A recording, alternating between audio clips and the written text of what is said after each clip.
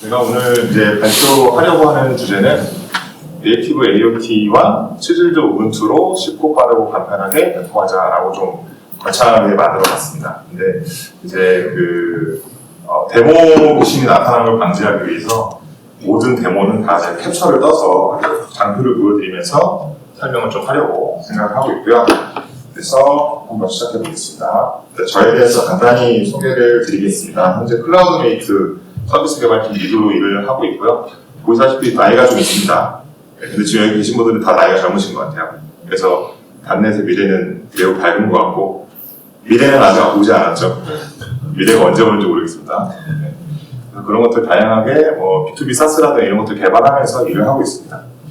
최근에도 야근도 많이 하고 있고요. 이런 목차로 진행을 해보려고 합니다. 네이티브 AOT가 어떤 것이고, 단넷에서 어떻게 기능이 추가가 됐고, 간단한 히스토리, 그리고 이제 AOT라는 게 이제 다른 개발 환경에서도 이제 이미 사용이 되고 있잖아요. 그래서 우리가 단넷에 있는 AOT를 어떻게 바라볼 것이며, 다른 개발 스택에서는 또 어떻게 비교가 될 수 있는지 그런 얘기 잠깐 간단하게 하고, 그다음 두 번째로는 라이트웨이트 컨테이너라고 해서 경량 컨테이너, 디스폴리스, 알파인 이런 것들 리눅스 이미지를 많이 쓰실 텐데 그런 경량 컨테이너에 대한 얘기와 그리고 치즐드 우분투 이미지에 대한 얘기를 잠깐 한번 드리고요. 그리고 세 번째로 데모는 제가 간단하게 작성한 애플리케이션을 실행하면서 이렇게 리눅스에 배포를 해서 테스트를 해봤다. 이런 성능 차이가 있었다 하면서 그런 과정들을 보여드릴 것이고, 그리고 마지막에 컨클루전, 결론으로 말씀을 드리겠습니다. 먼저 이제 네이티브 AOT에 대해서 좀 설명을 한번 드려보겠습니다. 저희 단넷 개발자들 너무너무 많이 본 이미지인데 좀 간단하게 도식화를 해봤습니다. 우리가 소스 코드를 작성을 하면 컴파일을 하고, 컴파일은 이제 커먼 인터미디어트 랭귀지로 이제 변환이 되잖아요. 그러면서 그 부분을 이제 컴파일 타임이라고 하고, 소리가 좀 들쑥 나수록 한 것 같습니다. 맞네요. 컴파일 타임이라고 하고, 그리고 이제 그렇게 만들어진 바이트 코드를 실제로 애플리케이션이 실행이 될 때, 런타임이라고 하는 부분에서 JIT 컴파일러, 저스틴 타임 컴파일러를 이용해서 실제로 코어가 알아들을 수 있는 네이티브 언어로 변화가 되고, 그게 코어가 일을 하게 되는 것이죠. 그래서 이게 일반적인 우리가 흔히 단넷에서 AOT 빌드를 하지 않았을 경우에 JIT, 그러니까 저스틴 타임 컴파일러를 이용했을 때의 일반적인 작동 순서라고 볼 수 있겠습니다. 이번에는 이제 어헤드 오브 타임에 대해서 한번 설명을 드려보자면, 여러분들 웹상에 이미 많이 있는 자료라서 전혀 어려운 내용은 아닙니다. 소스 코드가 있고 컴파일을 하게 되면 JIT 컴파일러가 즉시 돌아가게 돼서 실제로 바이트 코드로 끝나는 것이 아니라 각 코어가 알아들을 수 있는 네이티브 랭귀지, 네이티브 코드로 모두 변환이 돼서 컴파일이 되게 됩니다. 이때 이제 아티팩트의 용량은, 그러니까 바이너리 용량은 조금 올라가게 되는데요. 그 부분은 뒤에 설명을 드리겠습니다. 그래서 네이티브 코드로 완전히 빌드가 되고, 그렇게 빌드된 것들을 이제 런타임으로 실행을 하면, 해당 호스트에서는 어떤 의존성 없이 추가로 SDK나 런타임을 설치하지 않아도 즉시 운영 가능하다. 그것들을 그런 장점이 있다 보니 이제 AOT 기술이 사실 예전에도 있었어요. 과거에도 이런 거였죠. 엔진, 그러니까 네이티브 이미지 제너레이터하고 그다음에 크로스젠이라고 있었는데, 이제 그것들은 어떻게 보면은 바이트 코드가 아예 없는 건 아니었었어요. 그러니까 바이트 코드가 일부분 함께 포함이 되어 있었고 네이티브 코드까지 같이 있는 상태에서 크로스젠과 크로스젠2까지 운영이 됐었는데, 지금 그 이후에 버전이 어떻게 되는지 잘 모르겠지만은 어쨌든 지금 이번에 이제 말씀드리려고 하는 AOT는 크로스젠하고는 다르다. 그래서 새로운 컨셉은 아닙니다. 이미 있는 컨셉이고 그 컨셉들을 어떻게 적용할 것인지에 대한 부분만 좀 달라질 수 있다. 여러분들 퍼블리시 레디 투 런이라고 이제 그 옵션을 켜주면 빌드가 되게 되는데, 이런 R2R 바이너리는 AD 로드할 때 집 컴파일러가 수행해야 되는 그런 작업량들을 줄여주고, 그러면서 시작 성능을 향상시켜줄 수 있다. 또 집 컴파일러가 생성하는 것과 유사한 네이티브 코드가 일부 포함되어 있다 보니 용량이 좀 커지는 면이 있습니다. 그래서 크로스젠하고 비슷한 거다. 비슷하긴 한 건데, 이제 네이티브 AOT 같은 경우에는 이제 단넷 7부터 포함이 된 기능이고, 그 기능부터는 이러한 의존성 없이, 그러니까, 그 JIT 컴파일러가 전혀 필요 없이 작동할 수 있는 기술이다. 이렇게 소개시켜 드릴 수 있을 것 같고요. 그러면서 이제, 진정한 네이티브다라고 말씀드릴 수 있을 것 같고, 의존성이 없고 빠른 시작 성능을 보여줍니다. 이게 이제 네이티브 AOT로 퍼블리싱을 하게 되면 가장 큰 장점 중에 하나이고요. 그리고 지금 컴파일이 없다 보니까 메모리 사용량이 적고, 그리고 이제 ILS 파일 같은 걸로 까볼 수가 없습니다. 그러니까 우리가 흔히 클라이언트 앱을 만들다 보면은 이제 그 소스 코드를 까볼 수 있는 이슈가 있어서 뭐 난독화 솔루션을 전용한다거나 이런 경우도 많이 있는데, 그런 부분으로부터 소스 코드가 탈취를 당해도 염려될 부분은 없다라고 볼 수 있고요. 그리고 단넷 8부터 ASP.NET Core API 프로젝트에서도 사용이 가능해졌습니다. 이게 이제 단넷 7과 단넷 8에서의 가장 큰 차이인데요. 단넷 7에서는 콘솔 응용 프로그램에서만 사용이 가능했었어서 여러 가지 좀 한계가 있었습니다. 한계가 있었는데 단넷 8 버전부터는 작년 10월인가 11월인가 나왔습니다. GA 된 게요. 그때부터 그 전부터 물론 가능했었죠. ASP.NET Core API도 사용 가능하다. 이 부분이 가장 큰 장점이라고 볼 수 있고요. 또 반면에 단점도 있습니다. 단점도 있고요. 예를 들어서 컴파일하는 시간이 조금 더 오래 걸린다. 이 부분이 좀 있고, 그러니까 그 단넷 퍼블리시 명령을 해서 이제 우리가 특정 플랫폼을 맞춰서 퍼블리싱을 하는데 그때 시간이 조금 더 오래 걸리게 됩니다. 그 부분은 어떻게 보면은 당연히 더 오래 걸리는 거라고 저는 자연스럽게 이해가 돼요. 왜 그러냐면은 이제 그전에는 바이트 코드로까지만 만드는 그런 유통 과정을 겪었다면 이제 그런 것들을 특정 플랫폼에 맞는 네이티브 언어로 다시 한번 변환해주는 그런 과정이 더 들어가니까 컴파일 시간이 전체적으로 좀 더 오래 걸릴 수 있다. 이런 부분이 있고, 그리고 또 이거는 뭐 굳이 단점이라고, 그러니까 집 컴파일러가 성능이 계속적으로 향상되고 또 일부분 캐싱 기능도 들어가다 보니까 바이트 코드로 만들어주는 그 집 컴파일러 방식이 성능상으로 유리한 경우도 있습니다. 그래서 네이티브 AOT가 이걸 쓰면 무조건 빠르다 이렇게 볼 수는 없고, 그 부분은 이제 데모를 통해서 이 부분에서 실질적인 성능 비교를 하면서 말씀드려보겠습니다. 그리고 코드상에서의 약간의 제약들이 있습니다. 예를 들어서 다이나믹 코드는 사용할 수 없습니다라는 게 뭐 리플렉션이라든가 아니면은 어셈블리 로드 파일 같은 그런 동적으로 그 어셈블리를 읽어서 불러오는 거라든가 이런 것들은 이제 컴파일 타임에 미리 평을 알 수 없는 것들, 정적이지 않은 것들은 이제 그런 동적 코드들은 사용할 수 없는 현재 그런 한계가 있고요. 그리고 이제 제일 제가 안타깝다고 생각하는 것들은 네이티브 AOT가 활성화가 아직 많이 안 됐다 보니까 단넷 쪽에서는요. 그러다 보니까 이런 걸 지원하는 오픈소스 라이브러리가 아직 많지 않다. 이것들이 가장 큰 단점이라고 말씀드릴 수 있을 것 같아요. 그렇다면 이제 이런 장점과 단점이 있고, 뭐 과거에 유사한 개념이 있었지만 약간 바이트 코드를 아예 제거한 그런 네이티브 코드로 만들어지는 것들을 언제 사용하면 좋을까? 이런 것들은 아무래도 처음에 AOT로 빌드한 애플리케이션이 최초 시작 성능이 많이 좋아졌기 때문에 이런 것들은 자주 스케일되면서 우리가 클라우드에서 뭐 아마존에 EC2를 쓰던 뭔가 이렇게 우리가 그 컨테이너 이미지를 클라우드에 올려놓고 스케일아웃을 시킨다거나 또는 아니면 뭐 파스, 그러니까 오토 스케일아웃의 매트릭 기반으로 오토 스케일 아웃가 이미 되는 그런 파스 같은 서비스들, 뭐 애저 앱 서비스, 뭐 AWS의 뭐 파게이트, 아니면 또 서버스 솔루션들 많이 있잖아요. 애저의 컨테이너 앱스 이런 것들을 쓰면서 그런 스케일아웃이 자주 되는 그런 경우에 이제 최초 이니셜 동작이 많이 발생하는 그런 시나리오에서 성능상으로 유리할 수 있다. 그리고 또 마이크로 서비스, 각각의 담당하는 영역의 관심사에 따라 분리되어 있는 아주 국소적인 역할만 담당하는 애플리케이션이 분할되어 있는 그런 작은 서비스를 다양하게 배포하면서 스케일아웃을 자주 해야 되는, 아무래도 이런 게 트래픽이 많고 대규모 서비스일 경우에 주로 그렇게 많이 될 텐데, 그런 시나리오에서 네이티브 AOT가 유리할 수 있겠다 말씀드릴 수 있을 것 같고요. 그리고 AOT하고 JRT를 이제 좀 비교하는 그림을 제가 좀 그려보려고 했는데 이 그림이 너무나 잘 설명을 해주고 있는 것 같아서 제가 좀 출처를 달고 이제 장표에 가져왔습니다.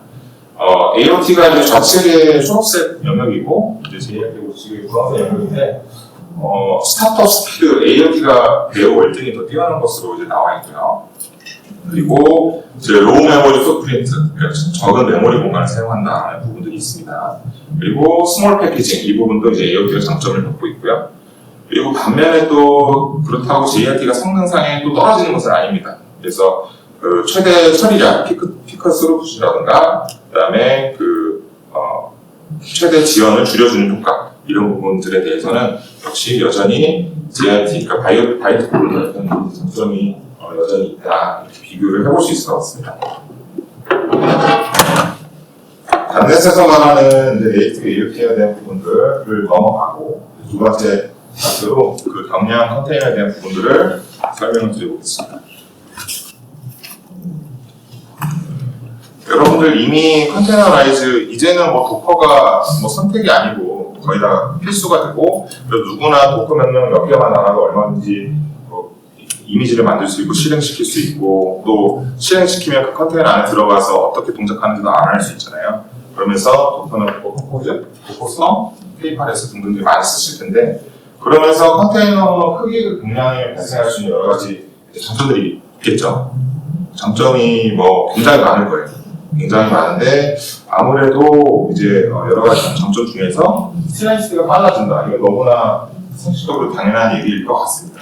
우리가 그 사내 인프라, 그러니까 온프레미스에서 배포 서버, 배포 에이전트 같은 걸 직접 운영하실 수도 있고 아니면 클라우드에서 제공하는 그런 컨테이너 레지스트리 아니면은 클라우드 소스 코드 레포지터리 이런 여러 가지 서비스를 이용할 수가 있는데 그런 것들에 대해서 결국은 다 이미지 용량을 바탕으로 우리가 얼마나 빠르게 빌드하고 푸시하고 그리고 땡겨와서 도커 컴포즈 YAML 파일 안에서 또 어플라인 할 수 있는지 이것들이 결국은 그 컨테이너 용량에 다 연관이 되어 있는 부분이다 보니까 빠르게 배포하고 빠르게 시작할 수 있는 부분 그리고 또 역시 자원 효율성이 있겠습니다. 자원 효율성이라는 거는 아무래도 우리가 클라우드에서 CI/CD 파이프라인을 구축하고 애플리케이션을 또는 수동으로 배포한다고 했을 때 결국은 각 컨테이너 용량이 적을수록 더 빠르게 작업을 할 수 있고 하다 보니까 자원 효율성이나 배포 서버 같은 경우에 더 자원 효율적으로 운영을 할 수 있다 이런 얘기가 될 수 있고요.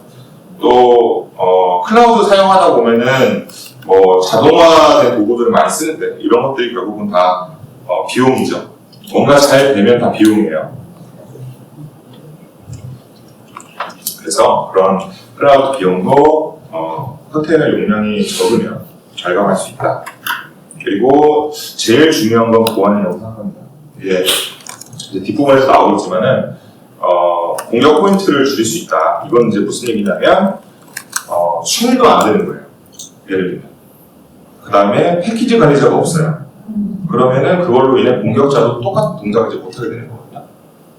그렇게 이게 치즈드 우분투만의 이야기는 아니고 알파인이나 디스토리스 이런 것도 마찬가지지만 우리가 선택적으로 GDP라든가 특정 라이브러리만 선택적으로 추가하고 포함시켜서 외부의 공격으로부터 어떤 특정 명령어 숫자를 시도할 수 없게끔 만들어주는 부분들이 가장 중요하다라고 말씀드릴 수 있을 것 같고요. 그리고 또 경량으로 인해서 또 빠른 스케일링, 우리가 해당 컨테이너를 또 다양하게 또 스케일업 할 수 있는 부분들, 그리고 또 앞쪽에 나왔었지만 클라우드 운영 비용도 절감이 될 수 있다 이렇게 말씀드릴 수 있을 것 같습니다.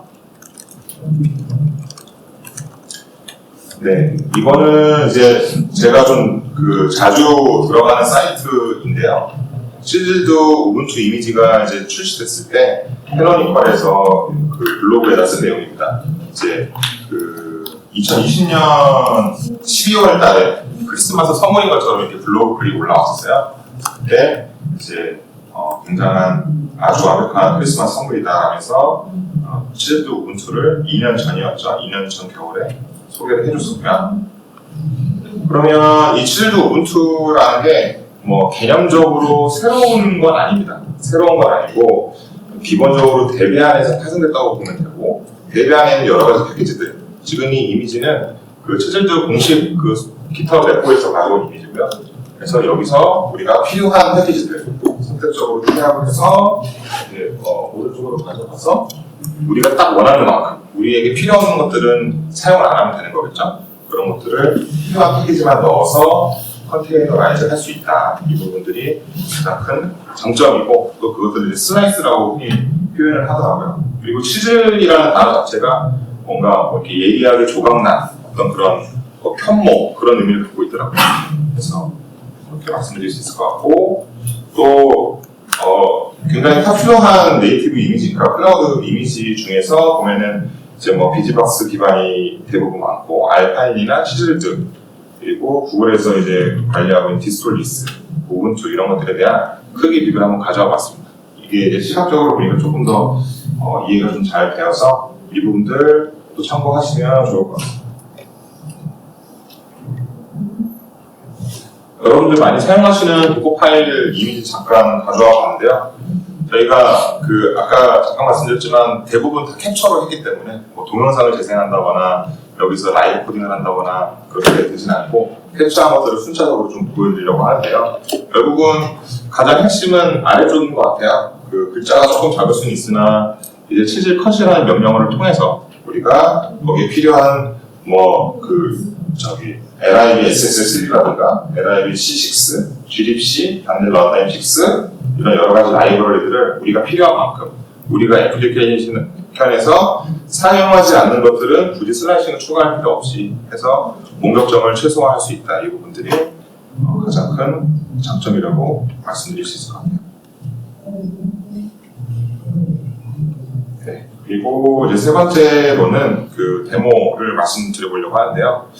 데모는 간단한 애플리케이션 하나 만들어 봤습니다. 그래서 간단한 애플리케이션에서 이제 리눅스의 x64 환경에서 아래 동작들을 반복적으로 수행할 수 있도록, 그러면서 그 듀레이션을 측정을 해서 과연 어떤 그러니까 AOT하고 JIT 중에서 어떤 듀레이션이 조금 더, 그러니까 어떤 빌드 방식이 지속 시간이라든가 이런 면에서 더 유의할 것인지를 측정해 보기 위해서 1, 2, 3, 4 네 가지 간단한 동작을 한번 넣어봤어요.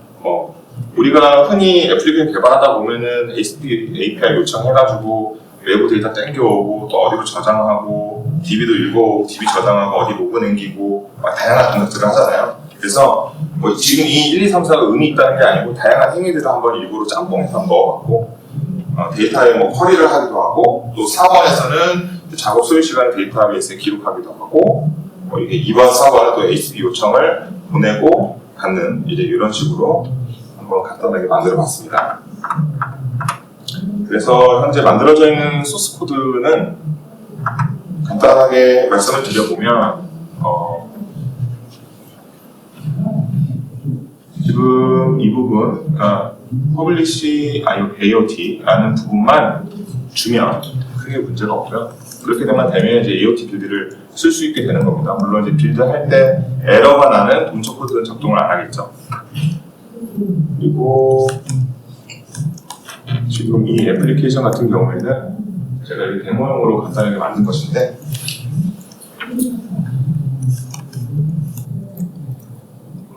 진입점에서는 뭐 특별히 다른 것은 없고, 우리가 어떤 아규먼트로 받은 값을 바탕으로 측정 시간을 기록하기 위해서 여러 가지 데이터베이스 읽어오고, 무슨 뭐 워크플레이스 뭔가, 이게 뭔지 모르겠어요. 이게 뭔지 별로 중요하진 않은 것 같습니다. 이게 워크플레이스라는 뭔가 읽어오고, 그 다음에 어떤 프로그램도 뭔가 체크를 하고, 뭐 에저 블럭 데이터도 읽어오고, 그 다음에 그 내용들을 이제 그 시작일시 종료일시를 바탕으로 데이터베이스 기록하는 이런 것들을 우리 아규멘트로 받은 숫자값만큼 반복적으로 수행할 수 있도록 성능을 일부러 스트레스를 발생시키도록 간단하게 코드를 만들어 봤고요.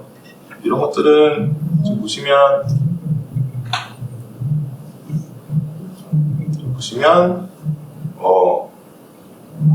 전부 메소드를 다 보긴 애매하지만 한 가지만 보면 이런 부분들이 있을 것 같아요. 아까 네이티브 AUT는 이제 다이나믹 코드는 아직 사용할 수 없다고 말씀드렸었는데, 그 부분들이 예를 들어서 뭐 이런 부분이죠. 네. 그러니까 지금 이거 같은 경우에는 지금 제네릭으로 받는 부분, 이 문제가 돼서 우리 부분들은 일부러 이제 지우지 않고 주석 처리해서 보여드리려고 이렇게 해놨고요. 그러면서 이제 익스큐티브 리더를 통해서 우리가 데이터를 가져올 수 있다. 이렇게 우회를 할 수 있고, 또 그거 외에도 아래쪽에 보시면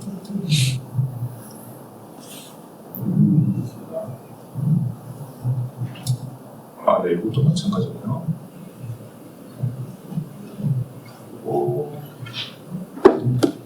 예를 들어서 지금 이 부분, 지금 제가 이제 그 데이터베이스 쿼리 날릴 때 데퍼라는 걸 이용을 했는데요.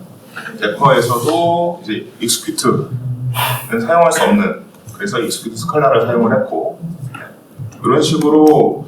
근데 대부분 분석 언어가 안 돼서, 그러니까 다이나모 코드가 안 된다고 했을 때 거의 다 우회하는 방법은 모르겠어요. 저는 좀 있는 것 같아서 찾아보면 동적 코드로 작성해서 네이티브 AOT 빌드를 할 수 있도록 아예 처음부터 애플리케이션을 개발하거나 이런 것들은 좀 가능하다고 판단이 들고, 이제 이렇게 몇 가지 이제 외부 데이터를 갖고 오거나 읽고 DB 읽거나 쓰고 공부를 하는 것들을 이제 방법문을 통해서 여러 번 호출할 수 있도록 이렇게 간단하게 애플리케이션을 만들어놨고, 그리고 마찬가지로 뭐 데이터베이스 쪽도 간단하게 이제 그냥 프로시저를 몇 개를 넣어서 프로시저 호출하게끔 했습니다. 프로시저로 만든 이유는 이제 소스 코드의 그 날커리를 일부러 안 날려고 프로시저로 감쌌고요. 프로시저 하나만 보겠습니다. 이 프로시저가 중요한 건 아니고요.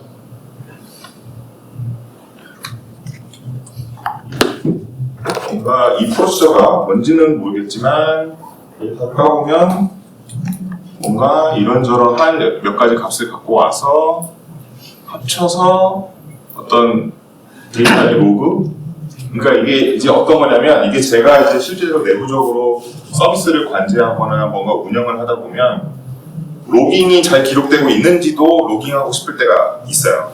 그러니까 로그를 우리가 뭐 플루언트 D라든가 뭔가로 해서 우리가 특정 데이터 파이프라인을 만들어서 로깅을 올리는데, 그러면 그거를 뭐 그래프 하나로 시각화를 할 수 있고 뭐 뭔가 나름대로의 이제 모니터링 툴이나 운영 툴을 이제 만들고 사용을 하시는데, 가끔 보면 로그가 언젠가부터 몇 시 이후로부터 뭐 로그가 빠져있다거나, 그러면 로깅을 유통하는 그 과정 안에서도 뭔가 이제 문제가 있을 수 있잖아요.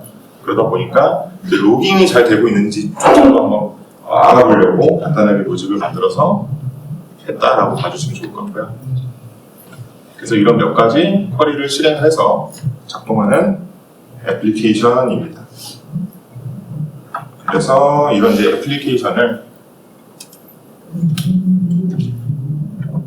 아까 장표에 있었던 대로 CSP 하우스 내부에서 이제 네이티브 AOT 활성화를 해주고요. 퍼블리시 AOT라는 옵션을 통해서요. 지금 여기 캡처에는 안 들어갔는데 트리밍 옵션이 또 있습니다. 트리밍 옵션을 통해서 이 AOT도 몇 가지 모드가 있고 한 3가지 정도의 모드를 제공을 하고요. 그 부분은 이제 뒤쪽에 레퍼런스가 있는데요. 그걸 통해서 말씀드리고요. 이러한 옵션을 켜주고 이제 빌드를 하게 됩니다.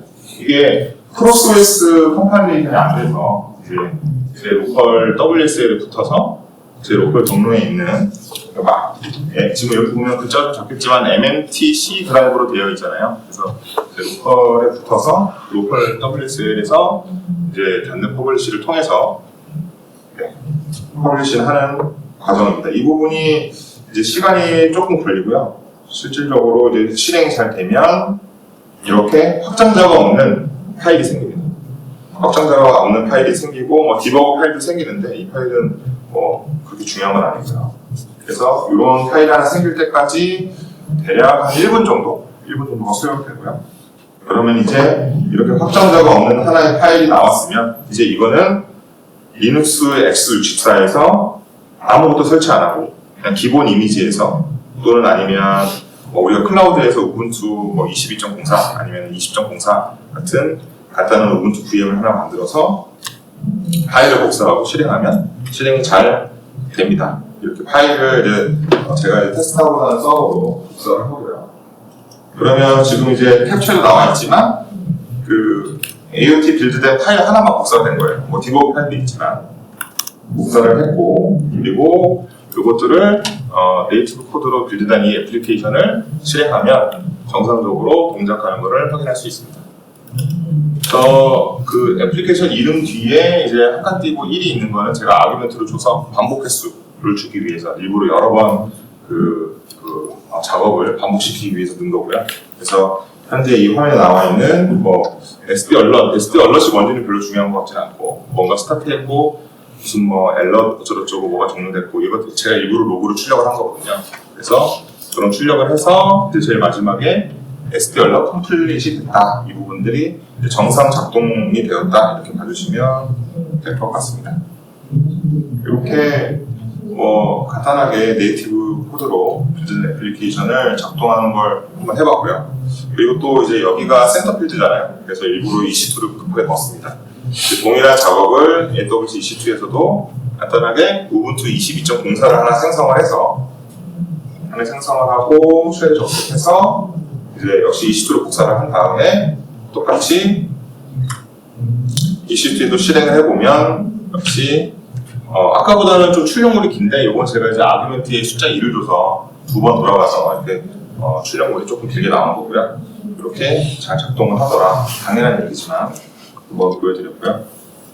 그리고 이번에는 우리가 결과적으로 이제 똑같은 애플리케이션을 AOT로 빌드한 것과 JRT로, 그러니까 그 바이트 코드와 네이티브 코드인 상태에서의 어떻게 보면 시작 성능 또 아니면 처리량 같은 것들을 보는 것이 핵심이기 때문에 이제 그 데모를 좀 더 설명을 드려보면, 지금 화면에 나와 있는 거는 그 우리가 파일이 지금 우르르 여러 개 생겨 있고, 이것들은 JIT 컴파일러로 컴파일된 결과물이고, 그 퍼블리시 AOT 옵션이 꺼져 있는 상태에서 빌드한 결과물입니다. 그래서 지금 sbalert.dll 파일이 중간에 있는 걸 확인해 주시는데요.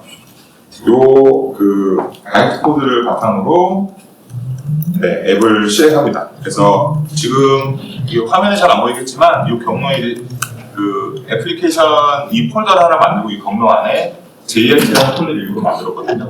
JRT 폴더 안에 아까 그 바이트 코드로 빌드된 결과물들을 모두 복사해주고, 그리고 이것들을 단넷 한 칸 띄고 이제 애플리케이션 이름 치고 아규멘트를 1000번을 줬습니다. 그러니까 이게 1000번 동안 아까 그 여러 가지 출력이 찍히는 그런 작업이 이제 반복이 되겠죠. 그러면서 그것들을 이제 그 데이터베이스에 쭉 기록이 되는 거고요. 그리고 역시 마찬가지로 이번에는 이제 JIT 폴더에서 벗어나서 이제 네이티브 AOT 옵션을 켜서 빌드한 네이티브 코드, 역시 이것 마찬가지로 동일하게 1000번, 그러니까 1000이라는 아규멘트를 줘서 실행을 했습니다. 이때는 실행할 때 단넷이라는 명령을 안 쓰였죠. 그렇게 실행을 해서 1000번 동안의 성능을 기록을 했고요. 네. 그 아까 작성한 그 애플리케이션 안에서 내부적으로 제일 마지막에 그 스타트 데이트, 그러니까 스타트 데이트 타임, 엔드 데이트 타임을 기록을 하고, 그 두 듀레이션의 디프를 계산해서 어디가 얼마나 밀리세컨드가 얼마나 더 걸렸는지를 모든 레코드가 1000건이 담겨있는 그런 테이블이 있다고 보시면 될 것 같고, 그런 테이블에 대해서 이제 민 에버리지 맥스를 카운트까지 해서 구해서 측정을 했습니다. 이제 이런 측정을 통해서 이런 이제 실험 결과가 나왔습니다. 그 익스페리먼트 넘버는 그냥 연번이라고 봐주시면 될 것 같고, 총 5번의 실험을 했습니다. 5번의 실험과 이제 각각의 실험 안에서 메소드는 AOT와 JIT가 있고요. 그리고 이제 예를 들어서 지금 보시면은 익스페리먼트 넘버 1은 루프 카운트 20, 그러니까 20번만 한번 돌려본 겁니다. 20번 돌려봤고, 실험 번호 2번에서는 뭐 300번 조금 안 되게 돌렸고, 실험 번호 3번 1000번 돌렸고, 4번에서는 10,000번, 그리고 실험 번호 5번에서는 10,000번 돌렸습니다. 이렇게 돌렸을 때 각각의 모든 작업이 한 번 끝날 때까지의 듀레이션을 민 에버리지 맥스 값을 구해봤는데요. 이때 지금 보시면 이게 단위는 세컨드입니다. 세컨드고요. 이제 뭐 비교가 되는 걸 알아내기 위한 실험이지 최적화를 하기 위한 실험은 아니었기 때문에 성능이 굉장히 낮죠. 뭐 어떤 하나의 그 비즈니스 로직이 처리될 때 뭐 2초, 3초, 4초 넘어가는 거는 이제 뭐 그 비즈니스 로직에 따라 다르겠지만 어쨌든 이거는 비교를 위한 실험이니까 봐주시면 좋을 것 같고, 예를 들어서 실험 번호 1번일 경우에는 뭐 미니멈이 2.1초, 그다음 맥스 값이 4.4초 걸렸고 평균적으로는 2.6초 이렇게 걸린 것으로 나와 있고요. 그리고 또 JRT 방식으로 구동을 했을 때는 미니멈이 1.9초, 그리고 평균값이 2.2, 맥스 값이 3.2 정도의 시간이 나왔습니다. 그래서 이게 그 루프 카운트가 더 많이 늘어날수록 어떤 유의미한 변화가 있을까라는 기대를 하면서 이제 제가 실험 번호 2번, 3번, 4번, 5번을 더 진행을 해봤는데, 실험 번호 2번에서도 지금 보면은 300번 정도의 실험을 했을 때 크게 차이가 나지는 않았어요. AOT하고 JRT 사이에서요. 네, 크게 차이가 나지 않았고, 그리고 뭐 실험 3번, 그러니까 약간 아주 소소하게 AOT가 조금 앞서는 경우도 있었고, 그래서 지금 이 똑같은 애플리케이션을 AOT로 실험하는 구동을 시키느냐, JRT로 구동시키느냐에 대해서 어떤 것이 성능이 더 유리하다라는 그런 인사이트는 없었습니다. 그래서 이거는 여러분들 각자 사용하시는 애플리케이션의 상황에 맞춰서 그 벤치마크 테스트를 진행을 하시는 것이, 도입 전에 벤치마크 테스트를 하시는 것이 좋을 것 같고요. 네. 그래서 마지막 실험 번호 5번에서는 뭐 10만 번을 돌렸는데도 어쨌든 이거 평균의 함정이 좀 있는 거잖아요. 뭐 중위값과 또 이런 걸 같이 봤을 때 어느 것이 더 성능이 좋았냐라는 거에 대해서는 이제 그 유의미한 결과가 나오지 않았기 때문에 그것들은 이제 크게 차이가 없는 부분이라고 말씀드릴 수 있을 것 같고요. 네, 이 결론 하기 전에 제가 그 데이터베이스 상에서는 이제 데이터를 어떻게 기록을 했냐면,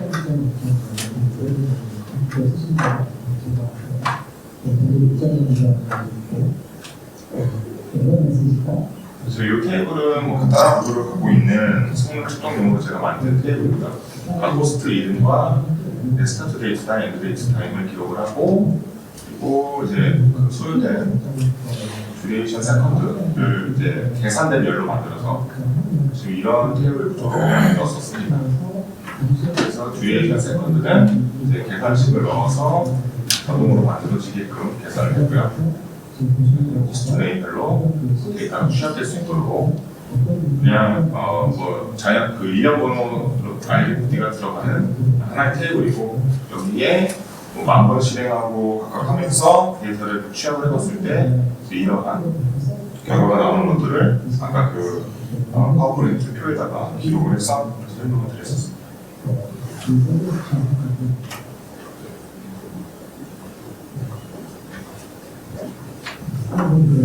네, 그래서 이제 결론 부분인데요.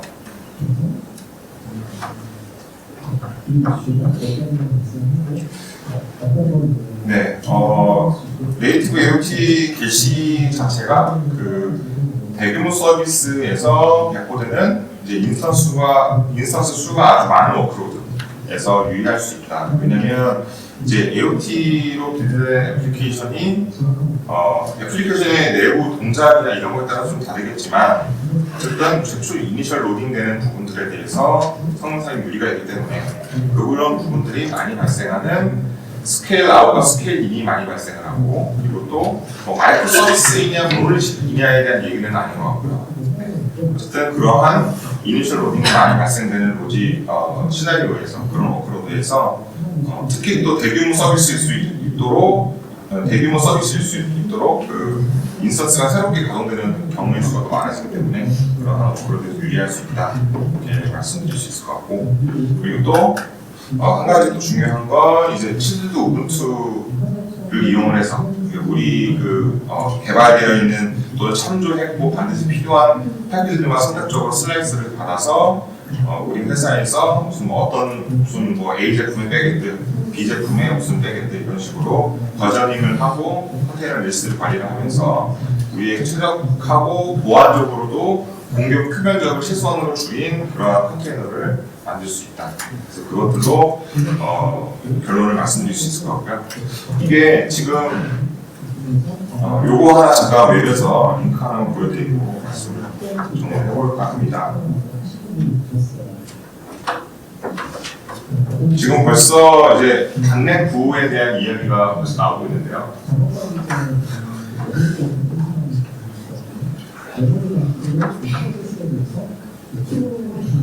지금 여기 보시면은